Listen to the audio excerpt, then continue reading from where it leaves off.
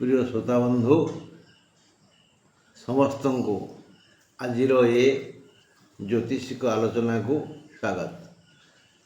मु कुलमणि पंडा। मोर phone number 8093355583।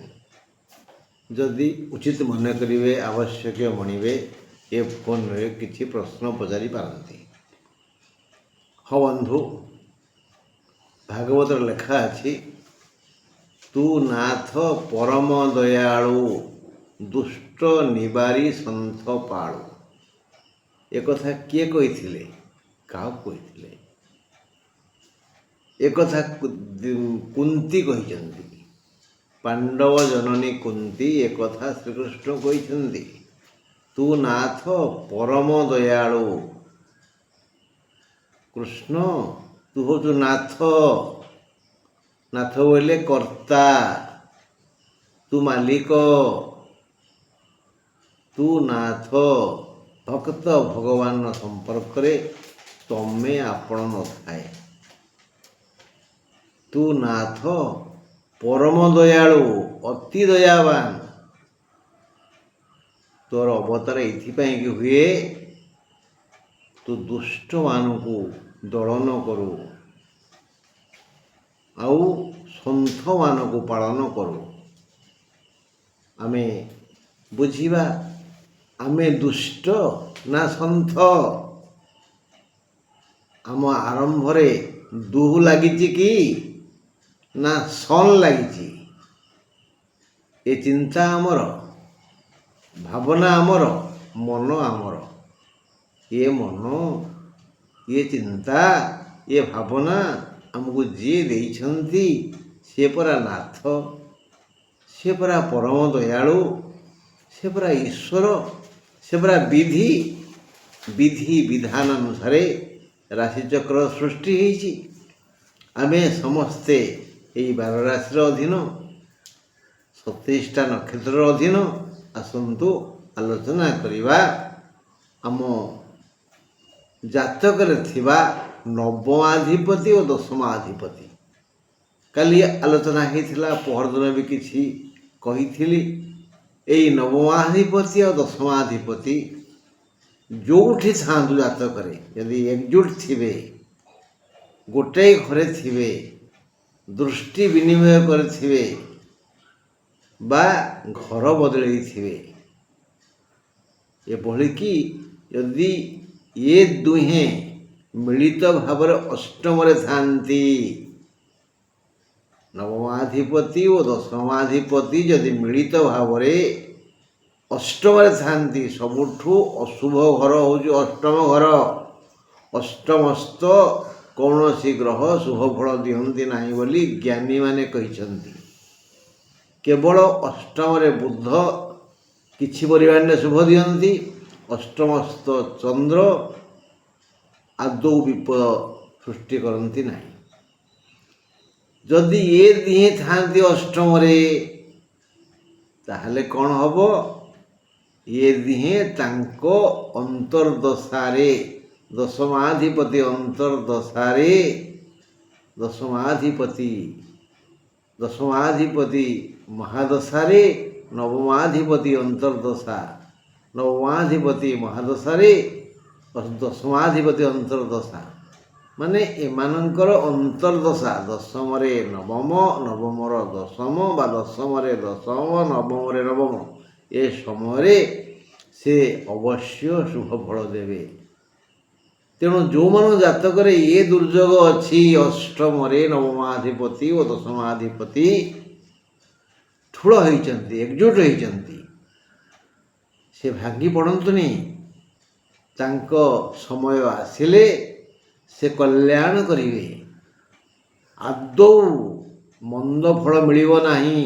नवमाधिपति और दशमाधिपति मिलनर फल केबे मंद नुहे। कारण जड़े हेले कोणाधिपति, जड़े हेले केन्द्राधिपति। कोण कोटा नवम, केन्द्र कोटा दशम। बंधु एबे आमे राशिफल कहवा। आजिर सूर्योदय 5टा 48 पर 5ଟା 48 ପରେ ସୂର୍ଯ୍ୟୋଦୟ ଦିନ ଆରମ୍ଭ। ମେଷ ରାଶି କଥା ଆଲୋଚନା କରିବା। ମେଷ ରାଶି ପାଇଁ 24 ତାରିଖ ମଙ୍ଗଳବାର ଏକ ଶୁଭପ୍ରଦ ଦିନ। ଶୁଭ ସମ୍ବାଦ ପାଇବେ। ରାତି 7ଟା 5 ପରଠାରୁ ଅଶ୍ୱିନ ନକ୍ଷତ୍ରର ଅଶୁଭ ହୋଇପାରେ। ଧନାଗମ ହେବ। ଦୈନନ୍ଦିନ ବୃତ୍ତି ବ୍ୟବସାୟରେ ଆଦୌ ବାଧାବିଘ୍ନ ନାହିଁ, ମାତ୍ର ମନ ଆକୁଳ ବ୍ୟାକୁଳ ହେବ। ଏଥିପାଇଁ କର୍ମ କ୍ଷେତ୍ରରେ ସମସ୍ୟା ଦେଖାଦେବ। ବୁଝାପଡ଼ିଲା? ମେଷର ଆୟ ହେବ, ଅମଳ ହେବ, ଦେହ ଠିକ୍ ଠାକ୍ ରହିବ, କିନ୍ତୁ ମନ ଠିକ୍ ଠାକ୍ ରହିବନି। ମନର ମୂଳେ ଏ ଜଗତ। ମନ ଯଦି ଗଣ୍ଡଗୋଳିଆ ହେଇଗଲା ସବୁଥିରେ ତ ବାଧା ସୃଷ୍ଟି ହେବ। ବେଶ, ବୃଷ କଥା ବୁଝିବା।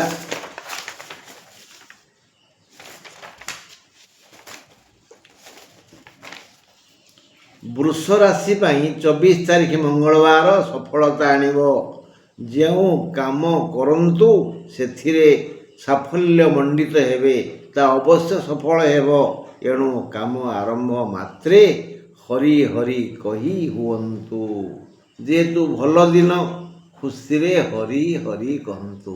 ଆପଣ ଶୁଣିଥିବେ, ଯେତେବେଳେ ପୁରୋହିତ ପୂଜା କରୁଥାନ୍ତି ସେ 3ଟା ଶବ୍ଦ କହନ୍ତି। ସର୍ବ ପାପୋ ହରୋ ହରି, ସର୍ବ ଦୁଃଖ ହରୋ ହରି, ସର୍ବ କ୍ଲେଶୋ ହର ହରି।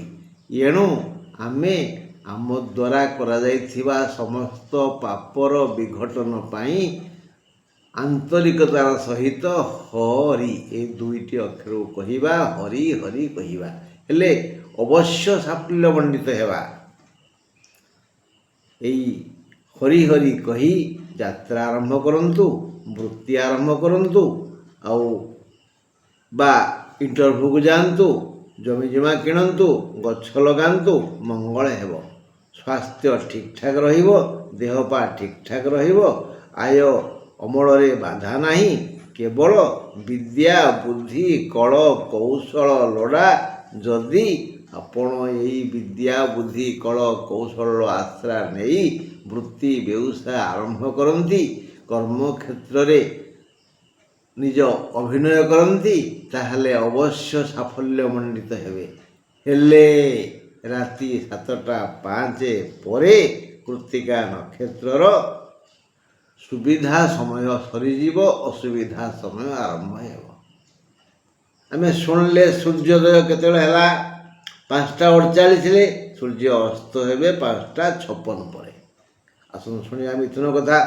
24 ତାରିଖ ମଙ୍ଗଳବାର ମିଥୁନ ପାଇଁ ଆଦୌ ଶୁଭଙ୍କର ଦିନ ନୁହେଁ। ରାତି 7ଟା 5 ପରେ ମୃଗଶିରା ନକ୍ଷତ୍ର ପାଇଁ ଅଶୁଭ ସମୟ ଆସି ଏତେ ବିବ୍ରତ କରିବ ଯେ ମନ ମୁଣ୍ଡ ଠିକ୍ ରହିବନି। ଖର୍ଚ୍ଚାନ୍ତ ହେବେ। ପୁରାତନ ରୋଗ ଦଣ୍ଡିତ କରିବ। ଋଣ ଦାତାଙ୍କର କଟୁକ୍ତି ସହିବାକୁ ପଡ଼ିବ। ଦୂରଯାତ୍ରା ନ କଲେ ଭଲ। ଯଦି ଦୂରଯାତ୍ରା କରନ୍ତି ତାହେଲେ ଅବଶ୍ୟ ହଇରାଣ ହେବେ। ରାସ୍ତା ମଝିରେ ଘାଣ୍ଟି ଚକଟି ହେଇଯିବେ। କିଛି ଖାଦ୍ୟ ନଷ୍ଟ ହେଇଯିବ। ମାତ୍ର ନିଜ ଲୋକଙ୍କ ଗହଣରେ ଦିନ ଯିବ। ମିଥୁନ ପାଇଁ ଭଲ ଦିନ ନୁହଁ। ତେଣୁ ସେମାନେ ପ୍ରତିଦିନ ଯେଉଁ ଈଶ୍ୱରଙ୍କୁ ପୂଜା କରୁଛନ୍ତି ତାଙ୍କୁ ଟିକେ ଧ୍ୟାନ ଧାରଣା କରନ୍ତୁ ନା, ଦିନ ଶୁଭରେ ଯିବ। କର୍କଟ କଥା। ସବୁ କର୍କଟ ରାଶି ଲୋକମାନେ ହିସାବ କରିସାରିଲେଣି। କିଛି ଫୋନ୍ ବି କରିଛନ୍ତି। ମୋର ତ ମଙ୍ଗଳବାର ଏକାଦଶ ଚନ୍ଦ୍ର। ହଁ ବନ୍ଧୁ, ଚନ୍ଦ୍ର ଅଛନ୍ତି ବୃଷରେ। କର୍କଟ ରାଶି ପାଇଁ ବୃଷ ଘର ହେଉଛି ବାଧକ ସ୍ଥାନ। ଜାତକ ଯେତେବେଳେ ବାହାଘର ପଡ଼େ, ଯେଉଁମାନେ ଆସନ୍ତି ମୋ ପାଖକୁ ବୁଝିବା ପାଇଁ, ମୁଁ ତାଙ୍କୁ ମନା କରିଦିଏ। ବୃଷ ମିଥୁନ କର୍କଟ ତୃତୀୟ ଏକାଦଶ ଉନ୍ନତ ରାଜଯୋଟକ, କିନ୍ତୁ ଏଠି ବାହାଘର କରନି। ବାଧା ସୃଷ୍ଟି ହେବ। ସବୁବେଳେ ଦୁଃଖ ଆସିବ। ଶୁକ୍ର ଆଦୌ ଭଲ ପାଆନ୍ତିନି ଚନ୍ଦ୍ରକୁ। ତେଣୁ ଏକାଦଶ ଚନ୍ଦ୍ର ହେଲେ ବି ଆଜି କର୍କଟ ରାଶି ଲୋକମାନେ ଯେଉଁ ପରିମାଣରେ ସୁଖ ଶାନ୍ତି ସମୃଦ୍ଧି ପ୍ରେମ ପ୍ରୀତି ପାଇବା କଥା ତା ପାଇପାରିବେ ନାହିଁ। ଏକା ଚନ୍ଦ୍ର ମଙ୍ଗଳବାର 24 ତାରିଖ ସବୁ ଭଲରେ ମନ୍ଦ ହେବ, ଆଶା ପୂରଣ ହେବନି। ସବୁ ପ୍ରକାର ସୁଖକୁ ଅତି ନିକଟରୁ ଦେଖିବେ ମାତ୍ର ପାଇପାରିବେ ନାହିଁ। ମୁଣ୍ଡ ଠିକ୍ ରହିବ, ଆୟ ଅମଳ ପୁରୋପୁରି ହେବ, ପଦୋନ୍ନତି ହୋଇପାରେ। ଆଉ ରାତି 7ଟା 5 ପରେ ପୁଷ୍ୟା ନକ୍ଷତ୍ରର ଦୁଃସମୟ ଆସିବ। ସବୁ ସୁଖକୁ ପାଖରୁ ଦେଖିବେ କିନ୍ତୁ ଛୁଇଁ ପାରିବେନି, ଅନୁଭବ କରିପାରିବେନି। ସୁଖ ଆସିବ, ଆପଣ କବାଟରେ ଧକ୍କା ମାରିବ, ମୁଁ ଆସିଗଲି, କିନ୍ତୁ ସିଏ ଥିବ ବାହାରେ, ଆପଣ ଥିବେ ଭିତରେ। କର୍କଟ ରାଶି ପାଇଁ ଆଜି ଦେଖି ଆନନ୍ଦ ହେବା କଥା, ପାଇକିରି ନୁହଁ। ଅସୁବିଧା କିଛି ହେବନି, ସୁବିଧା ଆଦୌ ହେବନି। ସିଂହ ରାଶି କଥା 24 ତାରିଖ ମଙ୍ଗଳବାର ସିଂହ ରାଶି ପାଇଁ ଶୁଭପ୍ରଦ ଦିନ, ଖୁସି ମାନିବାର ଦିନ। ଦୈନନ୍ଦିନ ବୃତ୍ତି ବ୍ୟବସାୟ ପୂର୍ବାପେକ୍ଷା ଭଲ ଚାଲିବ। ଆୟ ଅମଳରେ କିଛି ଅସୁବିଧା ହେବନି। ଆୟ ଅମଳ ଦିଗ ଉନ୍ମୁକ୍ତ ରହିବ। କେବଳ ଖଟିବେ ଖାଇବେ, ମାନେ ଯିଏ ଠିକ୍ ପରିଶ୍ରମ କରିବ ତାର ଠିକ୍ ଆୟ ହେବ। ଯଦି ଖାଲି ଦେଖିବେ ମୋ ଦୋକାନ ମୁଁ ଖୋଲି ଦେଇଛି, ମୋ ଦୋକାନରେ ସବୁ କଥା ଅଛି, କିଛି କାମ ଦେବନି। ସେଠିକି ରହିକିରି କାମ କରିବାକୁ ପଡ଼ିବ। ଖଟିଲେ ଖାଇବେ, ସଞ୍ଚୟ ବି କରି ବଢ଼ିଆ ଆୟ ହେବ, ବଢ଼ିଆ ଆୟ ଅମଳ ହେବ। ଖାଲି ଖାଇଦେବେନି, ରହିବ କିଛି ଅର୍ଥ, ସଞ୍ଚୟ କରିବେ, ଦାନ ଧର୍ମ ବି କରିବେ। ଭାଇଲେ କହିଲେ ଭାଇ ପଇସା କ'ଣ କମ୍ ଆସିବ ଯଦି ଖଟି ପାରିବେ? ହଁ, ସଞ୍ଚୟ କରିବେ, ଦାନ ଧର୍ମ କରିବେ, ଜୀବନ ଉପଭୋଗ କରିବେ, ଶାନ୍ତି ପାଇବେ। ମାତ୍ର ରାତି 7ଟା 5 ପରେ ମଘା ନକ୍ଷତ୍ରର ହାନି ଘଟିବ। ଆମେ ଟିକେ ପୂର୍ବରୁ ଶୁଣିଲେ ସୂର୍ଯ୍ୟ ଉଦୟ 5ଟା 48 ପରେ, ସୂର୍ଯ୍ୟାସ୍ତ 5ଟା 56 ପରେ। ଆଉ ଅଶୁଭ ସମୟ ହେଲା, ଅଶୁଭ ସମୟ ତା ହେଲା ଦିନ 2ଟା 55ରୁ 4ଟା 27। ଦିନ 2ଟା 55ରୁ 4ଟା 27। ଶେଷ ପରେ ଯାତ୍ରା କରିବାନି, କାର୍ଯ୍ୟ ଆରମ୍ଭ କରିବାନି। ଏବେ କନ୍ୟା ରାଶି କଥା ଆଲୋଚନା କରିବା। ସିଂହ ପରେ କନ୍ୟା 24 ତାରିଖ ମଙ୍ଗଳବାର କନ୍ୟା ପାଇଁ ଅଶୁଭ। ପେଟ ଭରା ଭୋଜନ ମିଳିବ। କ'ଣ ମିଳିବ? ପେଟ ଭରା ଭୋଜନ ମିଳିବ। ଜିଭ ସେଥିରୁ କ'ଣ କେତେ ବୁଝିବ ସେ କଥା ଜିଭ ଜାଣେ, କିନ୍ତୁ ପେଟ ପୁରିବ। ହେଲେ ଅପମାନ ମିଳିବ। ଦୈନନ୍ଦିନ ବୃତ୍ତିରେ ବାଧା ଆସିବ। ଆୟ ଅମଳ ମାନ୍ଦା ହେବ। ଭାଗ୍ୟାଧିପ ଶୁକ୍ର ଏବେ ଉଚ୍ଚରେ, ଏଣୁ ଏ ସମସ୍ତ ସମସ୍ୟାର ସରଳ ସମାଧାନ ହୋଇଯିବ। ସବୁ ସମସ୍ୟା ଆସିବ, କିନ୍ତୁ ଶୁକ୍ର ତାର ସରଳ ସମାଧାନ କରିବେ। ରାତି 7ଟା 5 ପରେ ଉତ୍ତର ଫାଲ୍ଗୁନ ନକ୍ଷତ୍ରର ଅଶୁଭ ସମୟ ଆସିବ। ବୁଝିଲା ପିଲେ? ବେଶ, ଆମେ ଏବେ ସ୍ୱାସ୍ଥ୍ୟ ଉପରେ ଶୁଣିବା। ସ୍ୱାସ୍ଥ୍ୟ ଉପରେ ବୋଇଲେ ଯେଉଁମାନଙ୍କୁ ଅଗ୍ନିମାନ୍ଦ୍ୟ ରୋଗ ହେଉଛି, ଭଲ ଭୋକ ହେଉନି, ଅଳପରେ ପେଟ ପୁରି ଯାଉଛି, ଛାତି ପୋଡ଼ୁଛି, ଆର ସାରାଂଶ ଯଦି ଇନକ୍ୱାରି କରିବେ ଯେ ଲିଭର ସମସ୍ୟା ଅଛି, ପିତ୍ତ କୋଷ ସମସ୍ୟା ଅଛି, ଯକୃତ ସମସ୍ୟା ଅଛି। ଏଣୁ ମନେ ରଖନ୍ତୁ, ଖାଇସାରିଲା ମାତ୍ରେ ଯାହା ଖାଆନ୍ତୁ, ଟିକେ ଦହି ପିଇ ଦିଅନ୍ତୁ। ଖାଇସାରିଲା ମାତ୍ରେ ଟିକେ ଦହି ପିଇଦେଲେ କ'ଣ ହେବ ନା, ସେ ଡାଇରେକ୍ଟ ଯିବ ଟୁ ଲିଭର। ଲିଭର ପର୍ଯ୍ୟନ୍ତ ଯିବ, ତାକୁ ସଫା କରିବ, ପିତ୍ତରସ ବାହାର କରିବ, ପାଚକ ରସ ସୃଷ୍ଟି ହେବ, ଜୀର୍ଣ୍ଣ କରିବ। ଯାହାଟା ଖାଆନ୍ତୁ, ଦିନକୁ ଅତି କମରେ ଆମେ ଖାଉଛେ 4 ଥର, 2 ଥର ଜଳଖିଆ, 2 ଥର ମିଲ୍। ତେଣୁ ଏବେ ନୂଆ 4 ଥର ପିଅନ୍ତୁ, ତାପରେ 3 ଥର ପିଇବେ, ତାପରେ 2 ଥର ପିଇବେ। ଦହି ବେଶୀ ନୁହଁ ହେଲା। ଯଦି ବସା ଦହି 1 ଚାମଚ ବା ଅଧା ଚାମଚ ତାକୁ ଟିକେ ପାଣି କରିଦେ ପିଇଦେ ବା ସେମିତି ଖାଇଦେବେ। ଶାସ୍ତ୍ର କହିଲେ ଭୋଜନାନ୍ତେ ପିବେତ୍ ତକ୍ରମ୍। ତକ୍ର ଅର୍ଥ ଦହି ବା ଦହି ପାଣି, ଘୋଳ ଦହି, ତାକୁ ତକ୍ର କୁହାଯାଏ। ଭୋଜନାନ୍ତେ ପିବେତ୍ ତକ୍ରମ୍ ରଜନ୍ୟାନ୍ତେ ପିବେତ୍ ବାରି। ରାତି ଶେଷରେ ମାନେ ସକାଳୁ ସକାଳୁ ପାଣି ପିଇବେ। ଦିବସାନ୍ତେ ପିବେତ୍ ପୟଃ। ଦିନ ଶେଷରେ କ୍ଷୀର ପିଇବେ। ଆଉ ଭୋଜନ ପରେ ଦହି ପିଇବେ। ଯାଃ ଏତତ୍ କରୋତି ସଃ ନ ରୁଗ୍ଣ ଭବତି ଆତୁର ଭବତି ତସ୍ୟ ବୈଦ୍ୟେନ କିଂ। ତାର ବା ବୈଦ୍ୟ କ'ଣ ଦରକାର? ତେଣୁ ଆମେ କ'ଣ କରିବା? ଭୋରୁ ଭୋରୁ ଶଯ୍ୟା ତ୍ୟାଗ ପରେ ଆଗେ ପାଣି ପିଇବା, ତାପରେ ମୁହଁ ଧୋଇବା। ଆମ ପାଟିରେ ଯେଉଁ ଦୁର୍ଗନ୍ଧ ଛେପ ଅଛି, ଲାଳ ଅଛି, ସେଟା ଆମ ଲିଭର ପାଇଁ, ଦେହ ପାଇଁ ଅତ୍ୟନ୍ତ ଶୁଭ। ଆଖି ପାଇଁ ମଧ୍ୟ ଶୁଭ। କାଲି ବୁଝେଇବି ଆମ ଆଖିର ଯତ୍ନ କେମିତି ନେବା ସେଇ ପାଣିରେ। ପଇସା ଖର୍ଚ୍ଚ ନାହିଁ, ଆଖି ଭଲ ହେଇଯିବ। ହଁ, ଗଲା ଇଏ ଗଲା ପାଣି କଥା। ସେମିତି ଦୁଗ୍ଧ ପାନ ବେଳେ କ'ଣ କରିବା? ଯେମିତି ଚା ପିଅନ୍ତି ସେମିତି ଢୋକେ ଢୋକେ ପିଇବା, ପାଟି ଲାଳରେ ସେ ମିଶିକିରି ଯିବ। ଯଦି ଢାକ୍ ଢାକ୍ ଢାକ୍ ଢାକ୍ ପାଣି ଭଳିଆ ପିଇଦେବା, ସେ ଜୀର୍ଣ୍ଣ ହେବନି, ସବୁ ଝାଳରେ ପଳେଇଯିବ। ତେଣୁ ସନ୍ଧ୍ୟାବେଳେ ଦୁଗ୍ଧପାନ କରିବା, ଭୋଜନ ପରେ ଦହି ପିଇବା। ଦେଖିବା ଏମିତି କେତେ ଦିନ କରନ୍ତୁ ତ। ଆଗେ ଖାଲି ଦହି ପିଅନ୍ତୁ, ଏତେ ପଇସା କେଉଁଠୁ ଆସିବ? ଯାହାର ଅଛି ସେ କ୍ଷୀର ଖାଇବ, ଘିଅ ଖାଇବ, ଦହି ଖାଇବ, ସବୁ ଖାଇବ। ଆଉ ତମେ ଆମେ ଯେଉଁମାନେ ମଧ୍ୟବିତ୍ତ ଲୋକ, ଆମେ ଟିକେ ଆମ ଦେହକୁ ବଞ୍ଚିବା ପାଇଁ ଦହି ଖାଇବା ନା କ'ଣ କହୁଛନ୍ତି? ଆମେ ଆଲୋଚନା କରିବା ତୁଳା ରାଶି କଥା। 24 ତାରିଖ ମଙ୍ଗଳବାର ଆଦୌ ଶୁଭ ଦିନ ନୁହେଁ ତୁଳା ରାଶି ପାଇଁ। ଏଣୁ ଯଥା ସମ୍ଭବ ଜଗି ରଖି ଚଳନ୍ତୁ। ଦେହ ଖରାପ ହେବ, ନାନାବିଧ ବିପଦ ମାଡ଼ି ଆସିବ, ଆପଣା ଲୋକଙ୍କ ବ୍ୟବହାର କାଟିବ, ଆଉ କେହି ତୁମକୁ ବୁଝିପାରିବେନି, ଖର୍ଚ୍ଚ ବଢ଼ିଯିବ, ଭାଇ ଭଗାରୀ ପରି ବ୍ୟବହାର କରିବ, କେଉଁଠି ବାଡ଼େଇ ପିଟି ହୋଇ ରକ୍ତପାତ ହୋଇ ରକ୍ତ ଯାଇପାରେ। ଚିତ୍ରା ନକ୍ଷତ୍ରର ରାତି 7ଟା 5 ପରେ ଅଶୁଭ ସମୟ ଆସିବ। ତୁଳା କଥା ଗଲା। ବିଛା ପାଖକୁ ଯିବା।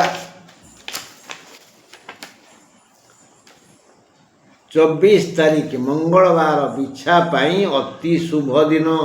ଅର୍ଥାଗମ ପାଇଁ ବିଧି ସ୍ୱତନ୍ତ୍ର ବିଧାନ କରିଛନ୍ତି। କେବଳ ରୀତିମତ ଯଥାର୍ଥ ଚେଷ୍ଟା କଲେ ବିବିଧ ଧାରାରେ, ବିବିଧ ଉପାୟରେ ଅର୍ଥଗତ ସୁଖ ସୁବିଧା ଅବଶ୍ୟ କରଗତ ହେବ। ରାତି 7ଟା 5 ପରେ ଅନୁରାଧା ନକ୍ଷତ୍ର ପାଇଁ ଅଶୁଭ ସମୟ। ଏମାନେ ଆଜି କେବଳ ଯେତିକି ପାଇବେ ସେଟା ସେ ଅତୀତରେ ଦେଇଥିଲେ, ଆଜି ସେ 6 ଗୁଣ ପାଇବେ।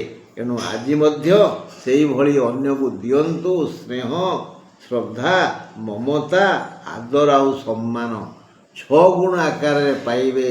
ସ୍ନେହ, ମମତା, ଆଦର, ସମ୍ମାନ, ଧନ ଦିଅନ୍ତୁ, 6 ଗୁଣ ପାଇବେ। ବିଛା ରାଶି ପାଇଁ ଭଲ ଦିନ। ସ୍ୱାସ୍ଥ୍ୟ ସମସ୍ୟା ନାହିଁ, ଦେହ ମୁଣ୍ଡ ସୁସ୍ଥ ରହିବ, ଆଉ ଦାନ ଧର୍ମରେ ମନ ଆସିବ। ଆଜି ବଢ଼ିଆ ଦିନ। କା ପାଇଁ? ବିଛା ପାଇଁ। ବିଛା ପରେ ଧନୁ।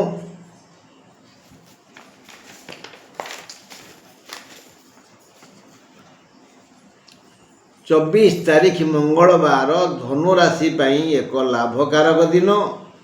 ଆସନ୍ନ ପ୍ରସବା ନାରୀ ଆଜି ପୁତ୍ର ସନ୍ତାନ ଲାଭ କରିବେ, ଖୁସି ହେବେ। ପରୀକ୍ଷା ଦେଇଥିବା ପୁତ୍ରର ଫଳ ଶୁଣି ମା ଖୁସି ହେବେ। ମାନେ ଆଜି ବାପା ମା ପୁଅର ଭଲ ଖବର ଶୁଣିବେ। ବାପା ଶୁଣିବେ ତାଙ୍କର ପୁଅଟିଏ ହେଇଛି, ମା ଶୁଣିବେ ସେ ଗୋଟିଏ ସୁସନ୍ତାନ ଜନ୍ମ କରିଛନ୍ତି। ଯଦି ତାଙ୍କ ପିଲା ପରୀକ୍ଷା ଦେଇଥାଏ, ରେଜଲ୍ଟ ବାହାରିବ, ବଢ଼ିଆ ରେଜଲ୍ଟ ହେଇ ଶୁଣି ଖୁସି ହେବେ। ଆଉ କ'ଣ ଖୁସି ହେବେ ନା, ମନେକର ଏସବୁ କିଛି ହେଇନି, ପୁଅ ତାଙ୍କ ରୋଗରେ ପଡ଼ିଛି, ଆଶା ଛାଡ଼ି ଦେଇଥିଲେ, ଡାକ୍ତର କହିଲେ ଆଜ୍ଞା ପୁଅର ଉନ୍ନତି ହେଉଛି, ସ୍ୱାସ୍ଥ୍ୟର ବିକାଶ ହେଉଛି, ଖୁସି ହେବେ। ଆଉ କ'ଣ କରିବେ? କ'ଣ କହିଲେ? ମୋ ପୁଅ ଚାକିରି ପାଇଗଲା, ସତ ନା କ'ଣ? ହଁ, କିଛି ନା କିଛି ପୁତ୍ର ସଂକ୍ରାନ୍ତୀୟ ସନ୍ତାନ ସଂକ୍ରାନ୍ତୀୟ ଶୁଭ ଖବର ପାଇବେ। ପୁଅ ପାଇଁ ବୋଉ ଠିକ୍ ହେଇଗଲା, ଯାହା ହଉ ମା' କହିଲା ମୋ ହାତରୁ କାମ ଗଲା। ଇଏ ବୁଢ଼ୀ ବୟସରେ ମୁଁ କେତେ ଖଟୁଥିଲି, ଯାହା ହଉ ଝିଅଟିଏ ମିଳିଗଲା, ମୋ ପୁଅ ଖୁସି ମୁଁ ବି ଖୁସି। ମାନେ ଏମିତି ପୁଅକୁ ନେଇ ଆଜି ବାପା ମା' ଖୁସି ହେବେ ଧନୁରାଶି ଲୋକମାନେ। ଅର୍ଥାତ୍ ଏମାନେ ଆଜି ପୁତ୍ର ସୁଖ ପାଇ ଆନନ୍ଦ ଲାଭ କରିବେ। ଅନ୍ୟମାନେ ଯେଉଁମାନଙ୍କର ଇଏ ପୁଅ ନାହିଁ ଝିଅ, ସେମାନେ ବି ଝିଅ ସଂକ୍ରାନ୍ତୀୟ ଭଲ ଫଳ ପାଇବେ। ଆଉ ଯେଉଁମାନେ ବାହା ହେଇନାହାନ୍ତି, ମୋ ଭଳିଆ ଯେଉଁମାନଙ୍କୁ ବୟସ କମ୍ ହେଇଛି, 27-28 ବର୍ଷ ହେଇଛି ହେଲା, ଯୁବକ, ସେମାନେ ମଧ୍ୟ ସେମିତି ପୁତ୍ର ଜାତ ଜନିତ ସୁଖ ପାଇବେ। ପୁତ୍ର ଲାଭ ହେଲେ ଭାରି ଖୁସି ହୁଅନ୍ତି ପିତାମାତା, ସେଇଭଳି ସୁଖୀ ହେବେ, ଆନନ୍ଦ ପାଇବେ, ବିବିଧ ଲାଭ ପାଇବେ। ବିବିଧ ଲାଭ କାହାକୁ କ'ଣ ଭଗବାନ ଦେବେ ଲାଭ ସେ ଅଲଗା କଥା।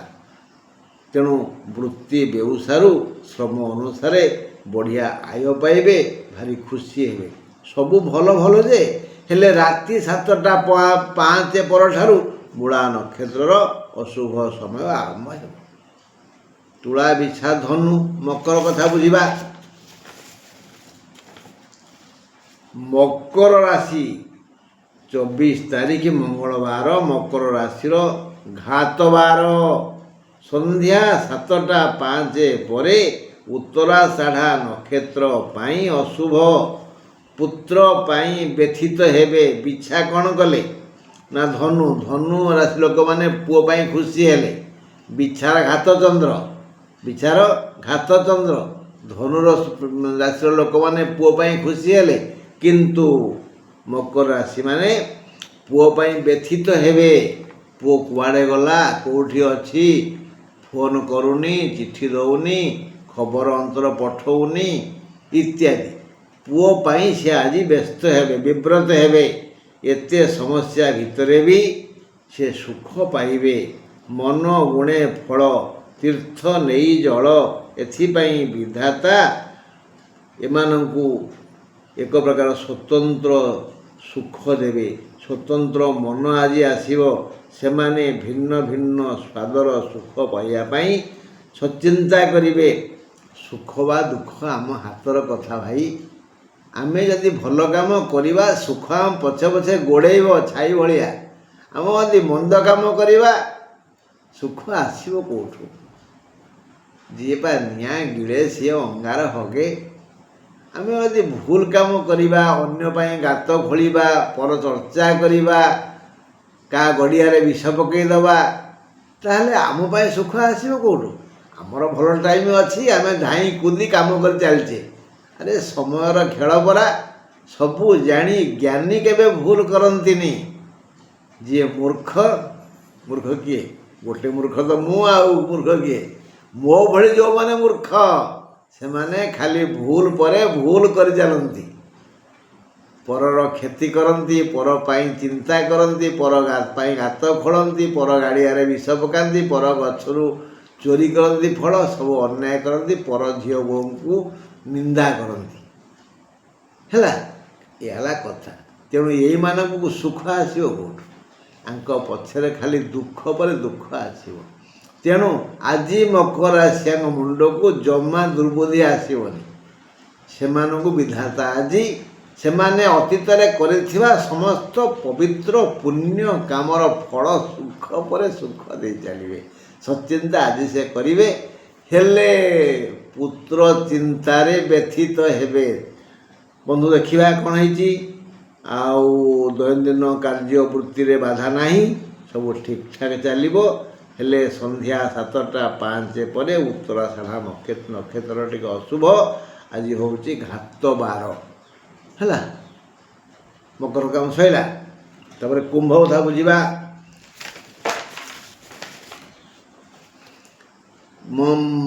ମଙ୍ଗଳବାର 24 ତାରିଖ କୁମ୍ଭ ରାଶି ପାଇଁ ଅସୁବିଧାକାରକ ଦିନ। ଦୁଃଖ ପରେ ଦୁଃଖ ଆସିବ, ସମସ୍ୟା ପରେ ସମସ୍ୟା ଆସିବ। ଗୋଟିଏ ସମସ୍ୟାର ସମାଧାନ ହେଇନଥିବ, ଆଉ ଗୋଟିଏ ସମସ୍ୟା ଉପସ୍ଥିତ ହେବ। ଦେହ ମୁଣ୍ଡ ଉଭୟ ବ୍ୟତିବ୍ୟସ୍ତ ହେବେ, ମନ ବିଗିଡ଼ିଯିବ, ଦେହ ବିଗିଡ଼ିଯିବ। ରାତି 7ଟା 5 ପରେ ଧନିଷ୍ଠା ନକ୍ଷତ୍ରର ଅଧିକ ଅସୁବିଧା ହେବ। ପୁରୁଣା ରୋଗ, ପୁରୁଣା ଶତ୍ରୁ, ପୁରୁଣା ଋଣଦାତା, 3 ଜଣ ଯାକ ପୁରୁଣା ରୋଗ ଆକ୍ରମଣ କରିବ, ପୁରୁଣା ଶତ୍ରୁ ଆକ୍ରମଣ କରିବ, ପୁରୁଣା ଋଣଦାତା ଆକ୍ରମଣ କରିବେ, କଟୁକ୍ତି ପ୍ରୟୋଗ କରିବେ, ଶୋଧିବେ। ଆଉ ମୋର ଶୋଧିବେ ହେଲା। ଦୂରଯାତ୍ରା କଲେ ହଇରାଣ ହେବେ। ଦୈନିକ ବୃତ୍ତି ବ୍ୟବସାୟରେ ବ୍ୟତିକ୍ରମ ହେବ। ବିଳମ୍ବରେ ଉତ୍ତମ ଖାଦ୍ୟ ମିଳିବ। ଦେବଦର୍ଶନ ଯୋଗ ଅଛି। ସନ୍ଧ୍ୟାର ଏପଟ ସେପଟ, ସନ୍ଧ୍ୟାର ଏପଟ ସେପଟ। ମୀନ ରାଶି 24 ତାରିଖ ମଙ୍ଗଳବାର ମୀନ ରାଶି ପାଇଁ ଶ୍ରମ ଲାଘବ ଦିନ। ମାନେ ଆଜି ଟେକ୍ ରେଷ୍ଟ, ବିଶ୍ରାମ ନେବେ। କ'ଣ ମାଗଣା ଖୁସିରେ? ହଁ, 24 ତାରିଖ ମଙ୍ଗଳବାର ମୀନ ରାଶି ପାଇଁ ବିଶ୍ରାମ, ଶ୍ରମ ଲାଘବ ଦିନ ମାନେ ବିଶ୍ରାମ ନେବେ। ଅର୍ଥାତ୍ ବିଶ୍ରାମ କରି ଶାରୀରିକ ଓ ମାନସିକ ବ୍ୟଥା ଦୂର କରିପାରିବେ। ଯଥେଷ୍ଟ ଧର୍ମ କରିବା ପାଇଁ ସୁଯୋଗ ପାଇବେ। ଦୈନନ୍ଦିନ ଆୟ ଅମଳରେ ବ୍ୟତିକ୍ରମ ହେବନି। ଠିକ୍ ଠାକ୍ ଚାଲିବ ସବୁ। ଜୀବନକୁ ସରସ ସୁନ୍ଦର କରିବା ପାଇଁ ସ୍ୱକର୍ମସ୍ଥଳୀକୁ କଳ୍ପ ବୃକ୍ଷ ଭଳି ଗଢ଼ି ତୋଳିବେ। ମାନେ ଆଜି ମୋ ବୃତ୍ତି ବ୍ୟବସାୟରୁ ମୁଁ ବହୁତ କିଛି ପାଇବି, ଏଇ ଆଶାରେ ନିଜ କର୍ମସ୍ଥଳୀକୁ କଳ୍ପ ବୃକ୍ଷ ଭଳି ସେବା କରିବେ, ଯତ୍ନ ନେବେ, ଆଦର କରିବେ। ଆଉ ସେଇ କର୍ମସ୍ଥଳୀରୁ ସେ ଯଥେଷ୍ଟ ବେଶୀ ଆୟ ଅମଳ କରି ଖୁସି ହେବେ। ଯଦି ସେମାନେ ଏଥିରେ ତ୍ରୁଟି କରନ୍ତି, ତ୍ରୁଟି କରିବା ଚାନ୍ସ ନାହିଁ। କାରଣ ବିଧି ବିଧାନ ସମୟର ଖେଳ। ଇଏ କ'ଣ ରଜା? ନାହିଁ। ଯେତେ ଅଳସ ହେଲେ ବି ଆଜି ସେ ଖଟିବେ, କର୍ମକ୍ଷେତ୍ରରୁ ପାଇବେ। କଠିନ ଶ୍ରମ କରି ବଢ଼ିଆ ରୋଜଗାର କରିପାରିବେ। ରାତି 7ଟା 5 ପରେ ଉତ୍ତର ଭାଦ୍ର ନକ୍ଷତ୍ରର ଅଶୁଭ ସମୟ ଆସିବ। ବନ୍ଧୁ, ସୂର୍ଯ୍ୟୋଦୟ ସୂର୍ଯ୍ୟାସ୍ତ ଅଶୁଭ ସମୟ। ଆଉ ଦହିର, କ୍ଷୀରର, ପାଣିର ଆବଶ୍ୟକତା ତ ଆମେ ଆଲୋଚନା କଲେ। ଆଉ ନବମାସି ଦଶମାସି ବିଷୟରେ ଯାହା ସବୁ କହିଲି ତା ମନ ଦେଇ ଶୁଣିବେ। ଆମେ ଆସନ୍ତାକାଲି ଆଲୋଚନା କରିବା ଶୁକ୍ର ଗ୍ରହ। ଶୁକ୍ର ଗ୍ରହ 12 ଘରେ କି ପ୍ରକାର ନାଟ କରନ୍ତି। ଯାହା ଜାତକରେ 12 ଘରେ ଶୁକ୍ର ଥାଆନ୍ତି, ସେ କି ପ୍ରକାର ଖେଳ ଖେଳନ୍ତି ଆମେ କାଲି ଶୁଣିବା। ହଁ ବନ୍ଧୁ, ଆଜି ପାଇଁ ଏତିକି। ଯଦି ଈଶ୍ୱର ଚାହାନ୍ତି, କହି ହେଉନି, ପବନ କେତେବେଳେ ବନ୍ଦ ହେଇଯିବ, ତାହେଲେ ଆମେ ପୁଣି ଆଲୋଚନା କରିବା। ନା କ'ଣ କହୁଛନ୍ତି? ରହିଲି, ନମସ୍କାର।